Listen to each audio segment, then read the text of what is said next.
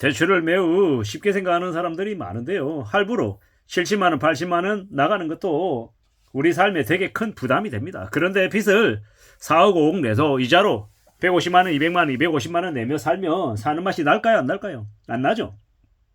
요즘은 뭐라고 얘기하냐? 소비를 안 하는 게 돈을 모으는 길이다라고 얘기합니다. 진짜 당연한 얘기고 뻔한 얘기죠. 요즘은요, 소비를 좀 줄이고 최대한 이 자신의 삶을 되돌아보고 안전하게 살려고 애쓰는 게 올바른 모습입니다. 지금 사방에서 소비를 부추기고 있죠. 편하고 좋은 게 너무 많습니다. 그러한 편하고 좋은 것을 누리려고 하면 돈이 더 많이 들 수밖에 없다라는 겁니다. 이 직장이 서울에 있는데 저기 인천이나 저 경기도에 사는 사람들은요, 출퇴근하는 비용으로만도 25만 원, 30만 원 그 이상이 들죠. 그리고 멀리서 왔다 갔다 하면 체력 소모도 많이 됩니다. 근데 이 다니는 회사가 대기업이나 중견기업이 아니라 중소기업에 다니면요, 버는 돈이 되게 적죠. 200에서 실수령액으로 200에서 한 250만 원 밖에 안 되는데 이제 교통비로 30만 원 이상 나가면요, 깝깝하죠. 게다가 만약에 밥도 사 먹는다고 하면 한 달에 20만 원, 30만 원. 담배 핀다고 하면 한 달에 한 15만 원, 20만 원. 술 마신다고 하면 술 한 번 먹을 때마다 5만 원, 10만 원. 뭐 그러고 옷도 좀 사고 쇼핑도 좀 하고 뭐 이러다 보면요, 뭘 돈이 있겠냐라는 겁니다. 되게 빡빡하죠.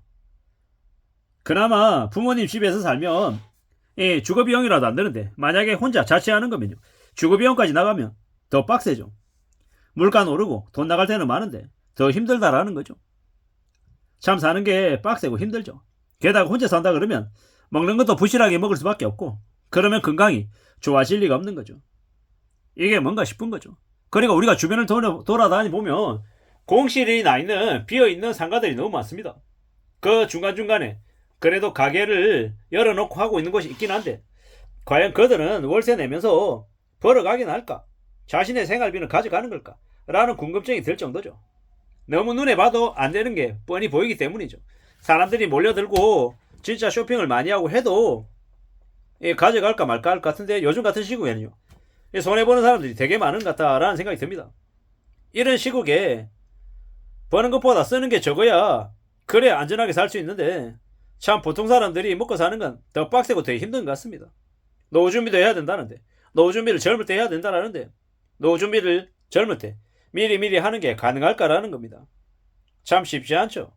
경제적인 자유, 투자, 부자 이런 거 사람들이 들으면 좋아하는 얘기인데 현실은요, 그런 걸 쉽게 가질 수 없죠. 되게 힘듭니다. 되게 어렵습니다. 돈 많이 벌겠다고 좀 더 극단적으로 무리하게 투자했다가 말아먹는 경우가 많죠. 그게 카지노나 도박하고 뭐가 다르냐라는 겁니다. 환상이나 탐욕이나 욕심은 독이 될 수 있다고 생각합니다. 잘못했다가 빚쟁이 되는 경우가 너무 많다는 겁니다. 회복이 잘 안 되죠. 20대 30대 때 빚을 2억 3억 지면요, 거의 상당수는 그 빚을 계속 떠안고 가게 되고 빚 못 갚죠. 빚이 줄어드는 일도 잘 없습니다. 살아가야 되는데, 먹고 살아야 되는데 언제 빚 갚고 있냐라는 거죠. 이자 내기도 흡급한데 원금까지 갚기가 정말 쉽지 않다라는 겁니다. 그렇게 빚쟁이가 되면요, 되게 삶이 우울해지고 서글퍼지죠. 눈치 보게 되고. 근데 요즘은요, 자기가 자기 손으로 주택담보대출 받아서 연끌해서 5억 7억 빌리는 정신 나간 30대들 40대들이 많답니다. 미친 것들 아닙니까? 그렇게 빚내가지고 어떻게 살라고요? 이미 지금 그렇게 연끌들이 빚내가지고 산 집들이 대거 경매로 나오고 있다고 합니다. 이게 뭐겠습니까? 욕심 부렸다가 빚쟁이로 전락해서 망가진 거다라고 봐야죠. 부자가 아니어도 중산층만 되어도 삶을 안전하게 산다라는데 그럴 상황도 못 되는 거다라고 봐야 되는 거죠.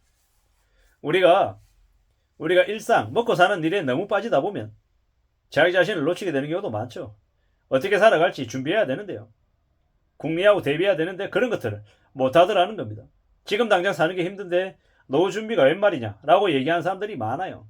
근데 그럴수록 더욱더 경제적인 준비를 하고 자기 자신을 챙길 각오를 해야 됩니다. 함부로 까불지 말아야 되는 거죠. 투자도 잘 모르면 안 해야 됩니다. 모르면 예금 적금이 제일 낫습니다. 그리고요, 자영업하면 정말 말아먹는 경우가 많으니 자영업하지 말고 차라리 직장 잘리면 막노동 상하차 이러한 일을 하는 게 훨씬 더 안전하다고 얘기합니다. 최소한의 생활비라도 벌 수 있기 때문인 거죠. 그리고 아무리 급해도 대부업체 사채는 쓰지 말라고 합니다. 왜냐? 50만 원 빌렸다가 5천만 원 갚는 말도 안 되는 일을 겪을 수 있기 때문입니다. 영끌에서 집 샀다가 망하는 사람들이 너무 많은 시대, 인생의 지옥이 빚과 함께 온다라는 말을 그들은 몰랐기 때문입니다. 물론 주택담보대출은 그나마 집이라도 남을 수 있지만 흥청망청 쓴 빚은 진짜 답이 없다고 얘기하죠. 대가를 치르게 되는 겁니다. 돈을 함부로 쓴 습관이 그들의 인생을 갉아먹는다라고 봐야 됩니다. 차근차근 정신 바짝 차리고 살아가야 되는데 그러지 않고 대충대충 눈에 보이는 대로 그냥 쓰면서 살다 보면 인생이 그냥 엉망되는 거다라는 겁니다. 무서운 얘기입니다. 우리가요 살아가면서 자신의 것을 하나씩 둘씩 확보해 나가며 사는 게 제일 낫습니다. 내 땅, 내 아파트, 내 빌라, 내 오피스텔 하나씩 가져놓으면요 그게 최고입니다. 우리는요 가족들하고 최대한 자세히 얘기하며 울타리를 치고 남들이 침범 못하게 우리의 가정을 잘 좀 유지해 나갈 필요가 있겠다라는 겁니다. 술 안 하고 담배 안 피고 열심히 운동하고 건강 챙기고 열심히 일하고 그렇게 성실하게 살면요. 그러면 웬만큼 살면 중간 이상 간다라는 겁니다. 허세 안 부리고 욕심 안 부리면 괜찮다라는 겁니다. 우리가 살아가면서요. 어느 순간이든 혼자 오래 견뎌야 하는 때가 온다라는 겁니다. 그걸 명심해야 되는 거죠. 남들이 대신해 주는 거 아니고 같이 해주는 거 아니고 오로지 나 혼자 힘들고 어려운 걸 감내하고 견뎌야 될 때가 온다라는 겁니다. 그 순간을 위해서 나의 에너지를 나의 힘을 축적해 놔야 되는 겁니다. 길러놔야 된다라는 겁니다. 이제 시간이 지나서 대출 맡기고 그동안에 쌓인 빚을 갚아야 될 때가 오면요. 그 사람의 삶이 처참해질 수밖에 없죠. 수억 원의 돈을 빚지고 허덕이는 사람들이 꽤 많습니다. 사채까지 쓰는 사람들은요. 인생 끝장난 거죠. 거지 인생입니다.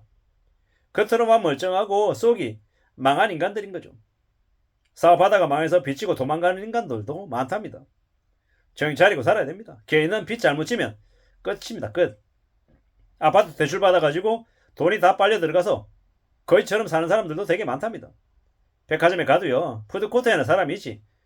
의류 매장이나 신발 매장 이런데 사람들이 잘 없습니다. 그게 현실입니다. 사람들이 이제 돈 아껴 쓰는 걸 당연하게 생각하고 빚 갚는 걸 정말 무서운 일이다라고 느낍니다. 그러다 보니까 어떻게 됩니까? 사람들이 점점 집에 틀어박혀서 안 나옵니다. 아파트 상가도요 많이 비어 있습니다. 아파트 상가 특히나 그 아파트에 사는 사람들이 연끌해가지고 들어온 사람들이 많아서 소비도 못하는 거예요. 이게 현실입니다.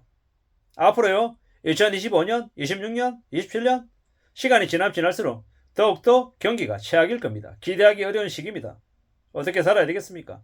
아끼고 절약하고 모험 안 걸고 일상생활을 소중히 여기며 살아가야 되겠습니다. 이상입니다.